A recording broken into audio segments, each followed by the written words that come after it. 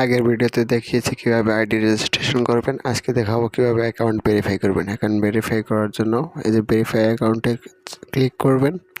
Click করার পর আবারও দেখবেন ভেরিফাই অ্যাকাউন্ট, এখানে ক্লিক করবেন। এখানে ক্লিক করার পর আবারও ভেরিফাই অপশানে ক্লিক করার পর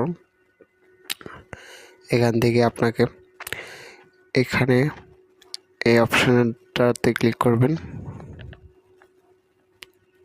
এই অপশনটাতে ক্লিক করার পর আপনাকে পেমেন্টের সব ধরনের মেথড এখান থেকে দেখা যাবে, যেমন কার্ডের মাধ্যমে আপনি পেমেন্ট করতে পারবেন এবং মোবাইল ব্যাংকিংয়ের মাধ্যমে আপনি পেমেন্ট করতে পারবেন এবং আপনি চাইলে নেট ব্যাংকের মাধ্যমে পেমেন্ট করতে পারবেন।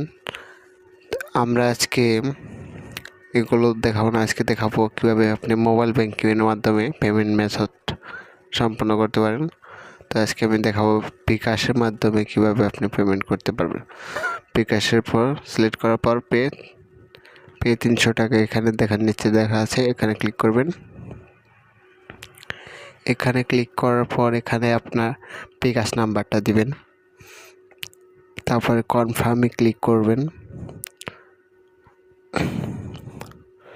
কনফার্মে ক্লিক করার পর আপনাকে এই নাম্বারে 6 ডিজিটের একটি কোড পাঠানো হবে, সেই কোডটা এখানে দিয়ে দিবেন। আমি কোডটি দিয়ে দিলাম। তারপরে আবার কনফার্মে ক্লিক করবেন। তারপরে আপনার বিকাশের যে পিন নাম্বারটা আছে সেটা এখানে দিয়ে দিবেন। তারপরে আবার কনফার্মে ক্লিক করবেন।